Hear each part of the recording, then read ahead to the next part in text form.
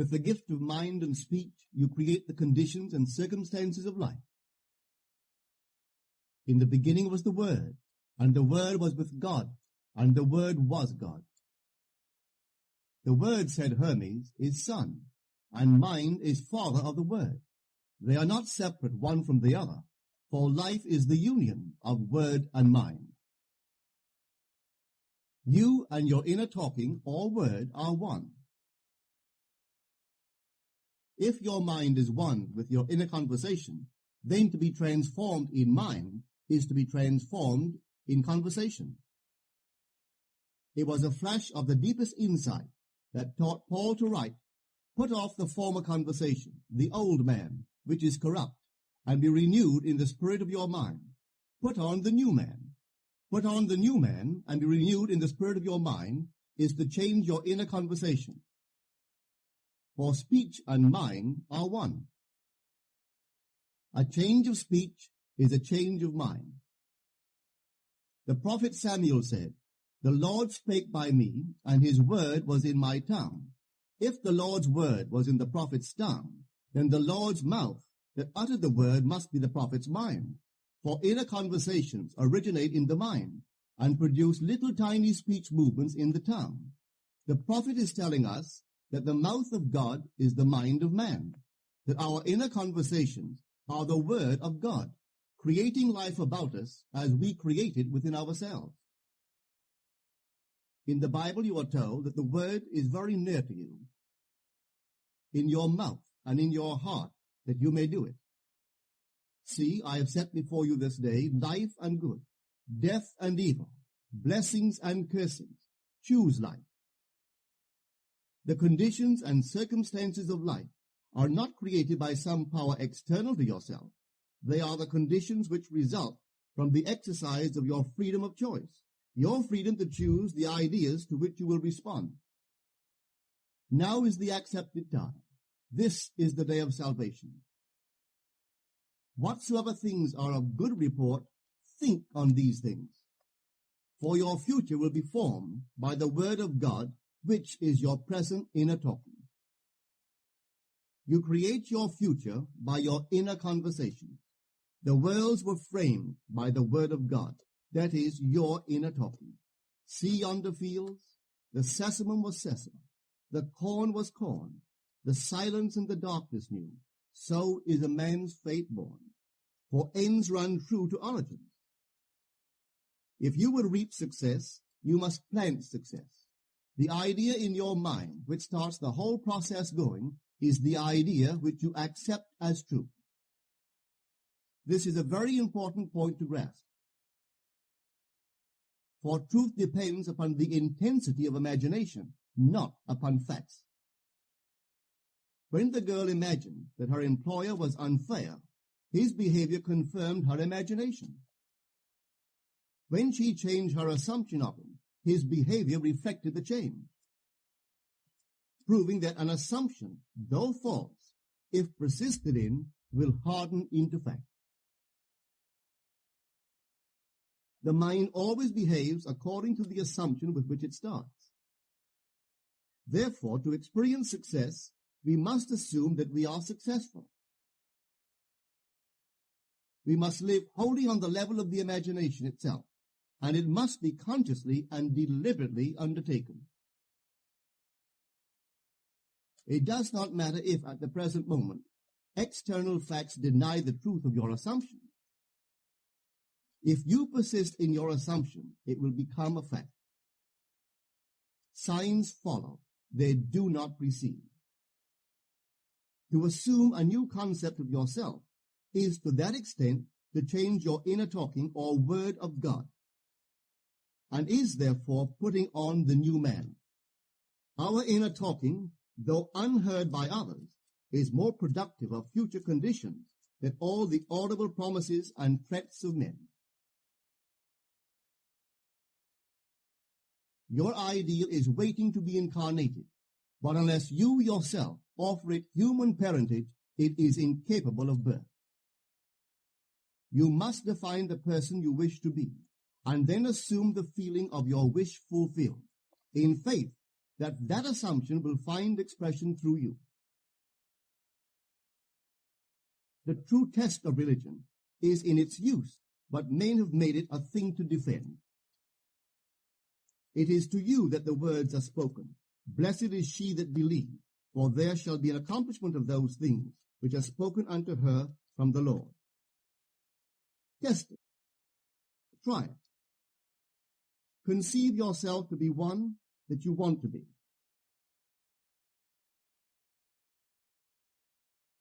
And remain faithful to that conception, for life here is only a training ground for image making.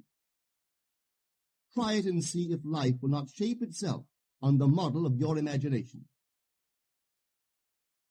Everything in the world bears witness of the use or misuse of man's inner talking.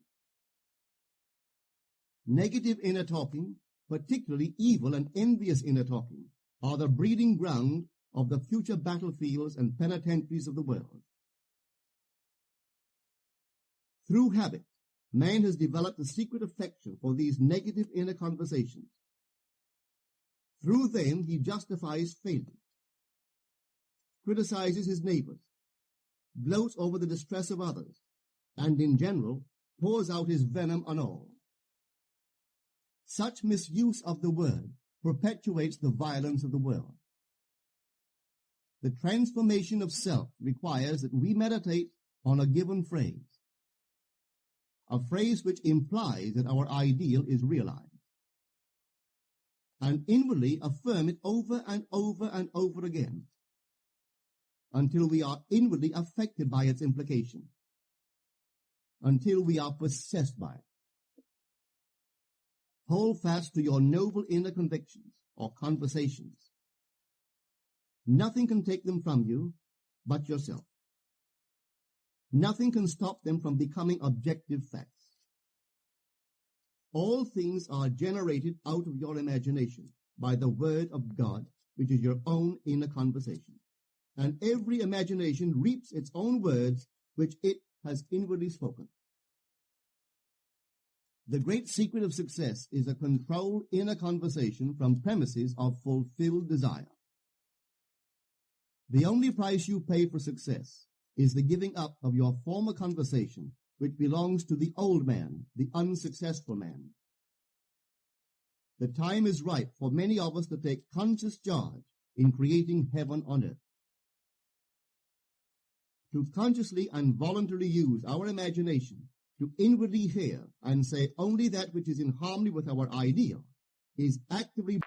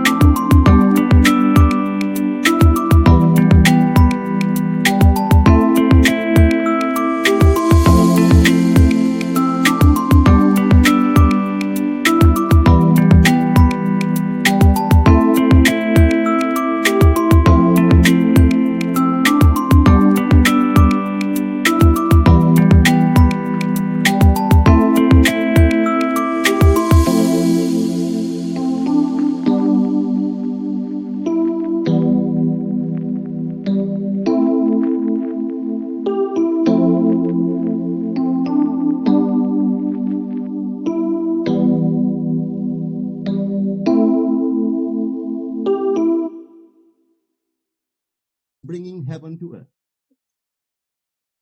Every time we exercise our imagination lovingly on behalf of another, we are literally mediating God to that one.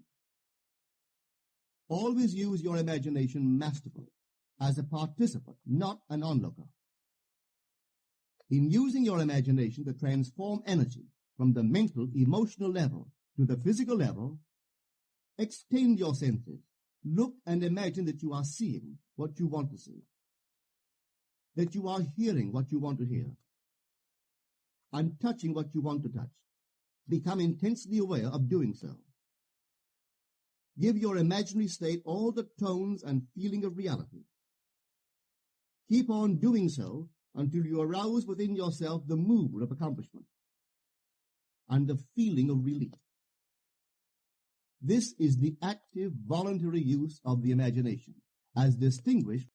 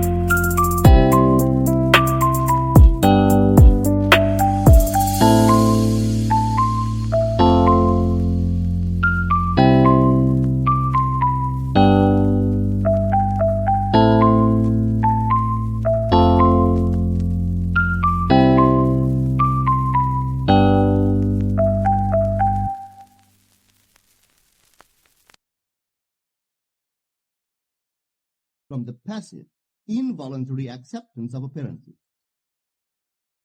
It is by this active, voluntary use of the imagination that the second man, the Lord from heaven, is awakened in man. Men call imagination a plaything, the dream faculty. But actually, it is the very gateway of reality. Imagination is the way to the state desired. It is the truth of the state desired, and the life of that state desired.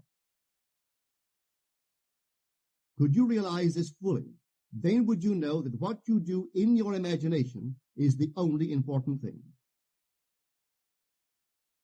Within the circle of our imagination, the whole drama of life is being enacted over and over again. through the bold and active use of the imagination, we can stretch out our hand and touch a friend 10,000 miles away and bring health and wealth to the parched lips of his being. It is the way to everything in the world. How else could we function beyond our fleshly limitations? But imagination demands of us a fuller living of our dreams in the present. Through the portals of the present, the whole of time must pass. Imagine elsewhere as here, and then as now. Try it and see. You can always tell if you succeeded in making the future dream a present fact by observing your inner talking. If you are inwardly saying what you would audibly say were you physically present and physically moving about in that place, then you have succeeded. And you could prophesy from these inner conversations and from the moods which they awaken within you what your future will be. For one power alone makes a prophet, imagination, the divine vision. All that we meet is our word made visible. And what we do not now comprehend is related by affinity to the unrecognized forces of our own inner conversations and the moods which they arouse within us. If we do not like what is happening to us, it is a sure sign that we are in need of a change of mental diet.